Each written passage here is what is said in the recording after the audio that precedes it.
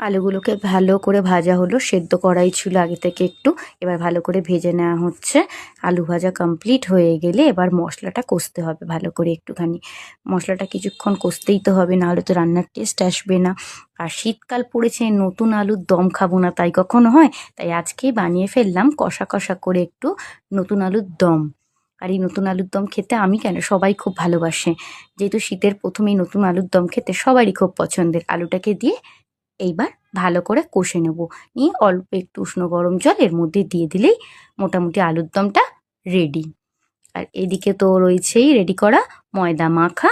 আজকে হবে আলুর দম আর গরম গরম লুচি, তাই ময়দাটাও মাখা হয়ে গেছে। শীতকাল, বেশি রাত্রির তো করাই যাবে না। এদিকে আলুর দমটা হয়েও গেছে।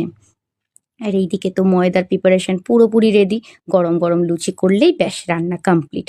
চলো টাটা বন্ধুরা, শুভরাত্রি। দেখা হচ্ছে নেক্সট ভিডিওতে।